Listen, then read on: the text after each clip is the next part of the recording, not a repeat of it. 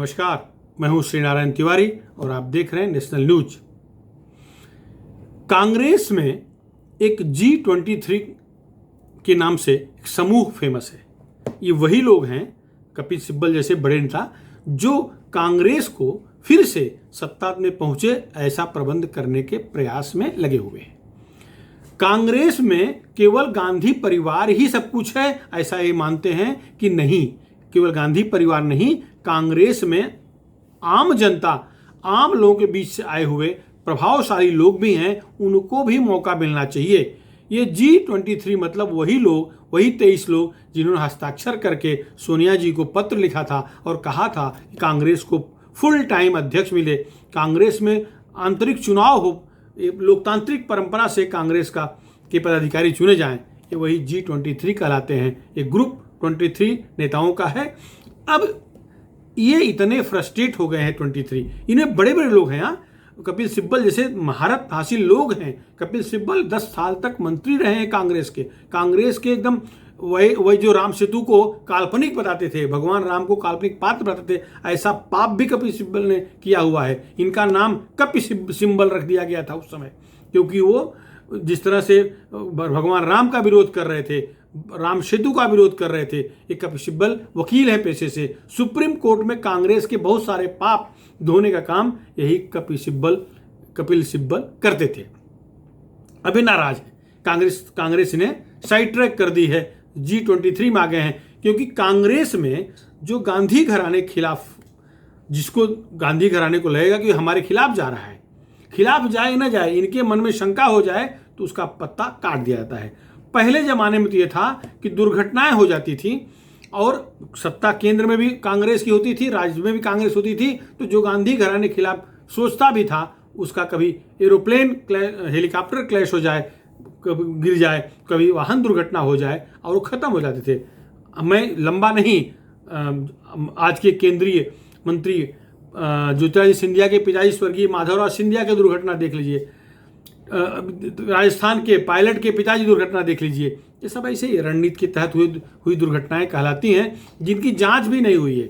ये लोग अपने अपने स्तर पर कांग्रेस खानदान के लिए, कांग्रेस के गांधी खानदान के लिए चुनौतियां बन रहे थे, और ये ऐसे इतने होनहार, होशियार, ताकतवर, प्रभावशाली नेता थे कि अगर कांग्रेस की बागडोर इनके हाथ में आई होती तो देश से कांग्रेस शून्य होती जा रही है, डबल अंटा बनती जा रही है, वो स्थिति न होती। वो सत्ता में भले 5 साल आगे पीछे इधर उधर होती, लेकिन सत्ता में बन रहती। आज स्थिति कांग्रेस की है कि गांधी घराने को बचाने के चक्कर में सारे बड़े नेता छोड़ चले जा रहे हैं, और गांधी घराना बचेगा कि नहीं पता नहीं। अनुमान या आशंका ऐसी जताई जा रही है कि ये लोग धीरे से विमान से उड़ के फुर्र हो जाएंगे, ननिहाल चले जाएंगे और देश के बाकी कांग्रेसी देखते रह जाएंगे। इस तरह की आशंका जताई जा रही है, क्योंकि आज जो स्थिति बनी है कांग्रेस की, फिर उठती दिख नहीं रही है।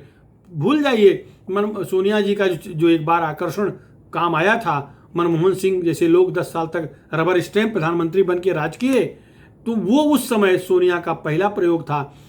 काश की हंडी बार बार नहीं चढ़ती, अब वो प्रयोग संभव नहीं है। सोनिया जी की उम्र हो गई है, सोनिया की योग्यता को लेकर के कोई बहुत ज़्यादा आशंका कुशंका व्यक्त करने की आवश्यकता नहीं है। वो न हिंदू रीति रिवाज से परिचित हैं, न बाई बर्थ हिंदू थी, और न हिंदुस्तान की संस्कृति से परिचित थी, लेकिन उन्हें जो समझाया गया वो उसको आत्मसात करती गई। भले वो समझ न पाएँ, वो नर्मदा नदी जी को नर्मदा कहती हूँ या जो भी कहती हूँ, लेकिन वो लिखे हुए भाषण से हट कभी बोलती नहीं थी, इसलिए विवाद कम होता था।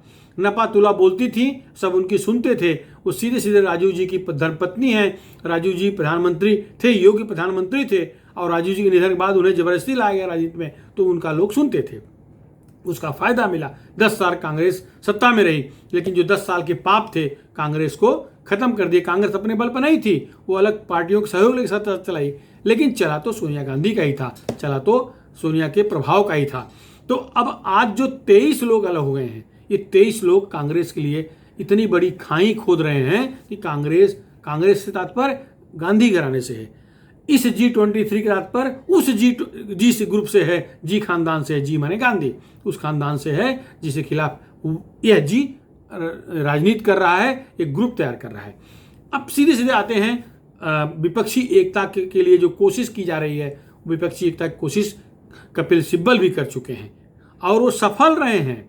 कपिल सिब्बल जी का जन्मदिन था, उसके एक दिन बाद उन्होंने विपक्षी नेताओं को डिनर के लिए बुलाया। उसमें 15 दलों के बड़े बड़े नेता आए, 4 दर्जन से ज़्यादा नेता आए थे, और जिनके बारे में सोचा नहीं जा सकता था वो भी सब आए। कश्मीर की वादियों में राहुल गांधी, युवराज वहाँ घूम रहे थे, हरियाली देख रहे थे, या पार्टी का प्रचार कर रहे थे, जो भी कर रहे थे, या आनंद ले रहे थे। यहाँ उन्हीं के G23 के प्रमुख नेता, पत्र लेखक संघ के प्रमुख नेता कपिल सिब्बल के यहाँ विरोधी पक्ष के नेताओं की बड़ी मीटिंग हो गई, जिसमें कुछ लोगों ने तो यहाँ तक चर्चा किया, वो G23 के नेताओं ने, कांग्रेसी नेताओं ने एक राय मशविरा बनाने की कोशिश की, जिसके अनुसार वो ये चाहते हैं कि जिन जिन राज्यों में जो दल सबल हों, जो दल ताकतवर हों, जीतने लायक स्थिति हो, उनको खुला समर्थन दे करके उनको सत्ता में लाया जाए और बीजेपी को हटा दिया जाए। उन सबका सीधा सीधा फोकस उत्तर प्रदेश 2022 के चुनाव पर था। नेताजी ने समझाया कि अगर सारे लोग इकट्ठा होकर के, कांग्रेस सहित सारे लोग इकट्ठा होकर के विपक्षी अखिलेश यादव के साथ पीछे खड़े हो जाएं तो अखिलेश यादव बीजेपी को हरा देंगे, ऐसा उनकी ऐसी कल्पना है। जबकि इसके पहले ये जो कांग्रेस युवराज और अखिलेश, मुलायम सिंह के सुपुत्र अखिलेश यादव और राजीव जी के सुपुत्र राहुल गांधी इकट्ठा 2 यूपी के लड़के बनकर घूमे टहले, खूब पिकनिक बनाए, खाट पर चर्चा शुरू किए, और उत्तर प्रदेश जनता ने खाट खड़ी कर दिया, दिल खोल के बीजेपी की झोली भरी, और योगी आदित्यनाथ मुख्यमंत्री बन गए। ये प्रयोग हो चुका है। बाद में दोनों दो किनारे बन गए, राहुल गांधी अलग रास्ते पर, अखिलेश यादव अलग रास्ते पर चले गए। दोनों बीच में इतनी कटुता आई कि इकट्ठा एक मंच पे कभी, एक मंच क्या, एक शहर में कभी एक साथ नहीं रहे। फिर मायावती के साथ प्रयोग हुआ, मायावती फायदे में हो गई, अखिलेश की पार्टी जहां थी वहीं रह गई। तो ये प्रयोग, अब मायावती अखिलेश के साथ आएंगी ये असंभव है। लेकिन दिल्ली में कपिल सिब्बल के यहाँ हुई बैठक में ख्याली पुलाव पकाया गया, और खूब चटनी डाल के, खूब सॉस डाल के खाया गया। ख्याली पुलाव है, बढ़िया मसालेदार ख्याली पुलाव पका और लोग आनंद लिए। क्या होगा? असंभव। मायावती अखिलेश इकट्ठा आएंगे, ये संभव लगता नहीं। अब देखिए, यूपी की चर्चा कर रहे हैं, पंजाब की चर्चा नहीं हो रही है। पंजाब में क्या अकाली दल, क्या आम आदमी पार्टी और कांग्रेस के जो मौजूदा मुख्यमंत्री हैं कैप्टन अमरिंदर सिंह, या जो प्रदेश अध्यक्ष बने हैं एक उच्च कोटि के विदूषक सिद्धू जी, क्या इकट्ठा आ जाएंगे भाजपा के खिलाफ टक्कर देने के लिए? असंभव, नहीं आएंगे। पंजाब भी नहीं हो सकता। उत्तराखंड में क्या? उत्तराखंड में साथ आ जाएंगे, बीजेपी सरकार है, पंजाब में कांग्रेस सरकार है, इसलिए नहीं आएंगे। मैंने किस तरह से संकीर्ण विचारधारा इनके अंदर, केवल इनका बीजेपी विरोध, केवल इनका मोदी विरोध, केवल इनका योगी विरोध, यही इनका एकमात्र नारा है। और कपिल सिब्बल के यहाँ जो बैठक हुई थी उसका उद्देश्य भी यही था। खैर, इससे मोदी नाराज होंगे ऐसा लगता नहीं मुझे, क्योंकि कांग्रेस से फूट के ये G23 बना है। अगर ये विपक्षी इकट्ठा कर रहे हैं तो कांग्रेस एक पार्टी बड़ी देश भर में लड़े, ऐसी बीजेपी की इच्छा है। इनसे नाराज लोग सारे विपक्षियों को इकट्ठा करके थर्ड फ्रंट बनाए लड़े, ऐसी भी बीजेपी की चाहती होगी। ममता बनर्जी भी वही कोशिश कर रही हैं, लेकिन कांग्रेस को साथ लेकर के चल पाएंगी, कांग्रेस के नेतृत्व चुनाव लड़ेंगी, या अपने नेतृत्व में कांग्रेस को लाएंगी, ये असंभव दिख रहा है। पता नहीं क्या होगा, समय बताएगा। लेकिन जो संकेत दिख रहे हैं कि कांग्रेस अपने युवराज को कचरे के डिब्बे में डालने के लिए तैयार नहीं है। तो कांग्रेस के युवराज राहुल गांधी पार्टी का नेतृत्व करेंगे। कोशिश ये होगी कि पूरे यूपीए का नेतृत्व करें। ममता बनर्जी तीसरी बार चुनाव जीती हैं, तो उनके साथ में आसमान पर उनका घमंड, उनका अहंकार, उनकी सोच, उनकी इच्छा सातवें आसमान पर विचरण कर रही है। वो किसी को अपने से बड़ा मानती नहीं है। ये तो ममता का हो गया, ये G23 का हो गया। और देखिए, इससे पहले विपक्षियों को संगठित करने का प्रयोग, मोदी के खिलाफ संगठित करने का प्रयोग शरद पवार भी कर चुके, लेकिन उनके बंगले पर मीटिंग बुलाई गई।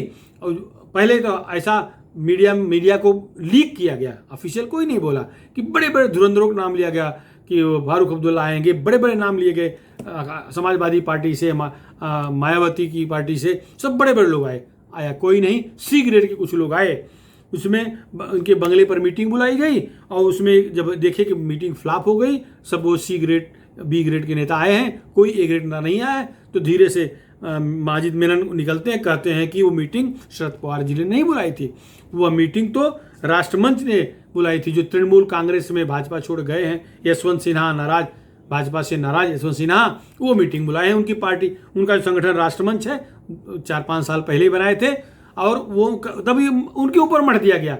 फ्लॉप हो गया तो हमने नहीं बुलाया था, अगर फ्लॉप नहीं होता तो वाहवाही लूटते कि हम विपक्षी इकट्ठा कर लिए।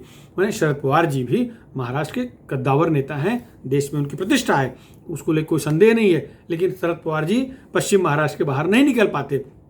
आज उनके पास केवल 4 सांसद हैं महाराष्ट्र से, 1 सांसद महाराष्ट्र के बाहर से, कुल लोकसभा में 5 सांसद हैं। 5 सांसद को लेकर के भी इनकी इच्छा होती है कि प्रधानमंत्री बन जाए अगले चुनाव में। इस समय वो महाराष्ट्र में जरूर अपनी चाणक्य नीति के बल पर असंभव को संभव कर दिया है।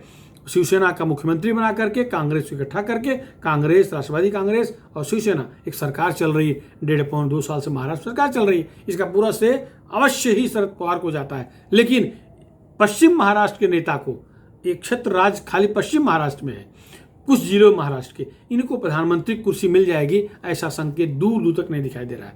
अब ये चंद्रशेखर, देवगौड़ा, इंद्र कुमार गुजराल, इनके एक्सीडेंटल प्राइम मिनिस्टर बनने को लेकर के ख्वाब कुछ इनके कार्यकर्ता पाले हैं, इनके अंदर भी था। लेकिन इस समय 80-81 साल की उम्र में और स्वास्थ्य भी पूर्णतः इनका साथ नहीं दे रहा है। ऐसी स्थिति में प्रधानमंत्री बन पाए कि नहीं, मुश्किल है। उन्होंने जो बैठक बुलाई थी लगभग फ्लॉप होगी, बाद में कहा गया वो बैठक उन्होंने बुलाया नहीं था।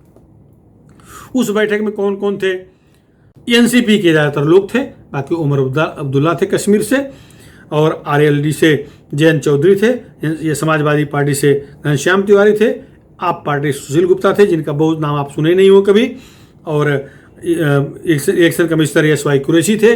और हाँ, महाराष्ट्र के जरूर कुछ बड़े जावेद अख्तर जैसे सो कॉल्ड सेकुलर थे, कोकिल गोंसाल्विस थे, माजिद मेनन थे, यूनिक पार्टी के हैं।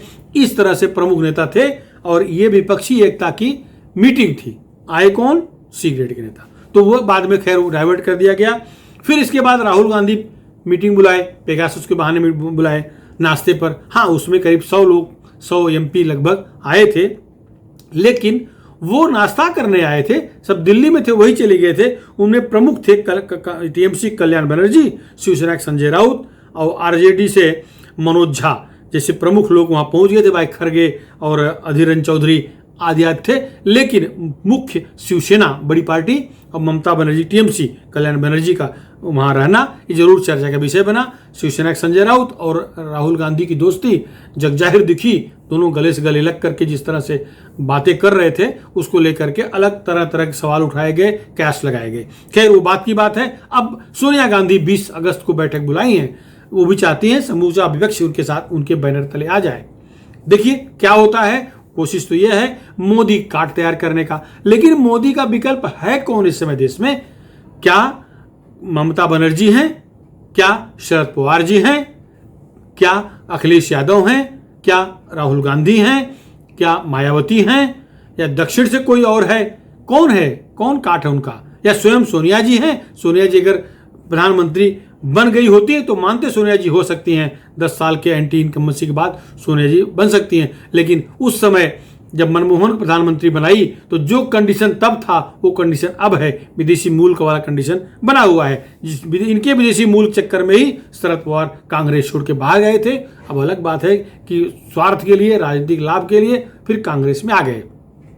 कांग्रेस में नहीं, कांग्रेस के गठबंधन में, यूपीए गठबंधन में आए, ये मैं कह रहा हूं। तो स्थिति ये है कि क्या मोदी कार्ड तैयार हो जाएगा ये डिनर कराने से, ये नाश्ता कराने से, ये चाय पिलाने से, या ममता बनर्जी इस तरह से लोग घरों घरों जाकर मिल के आई हैं उससे तैयार होगा? कोई किसी राज्य में है, कोई किसी राज्य में है। 2/3 से अधिक देश के राज्यों में भाजपा की सत्ता है, तो काट ऐसे काल्पनिक लड़ाई से नहीं बनेगी।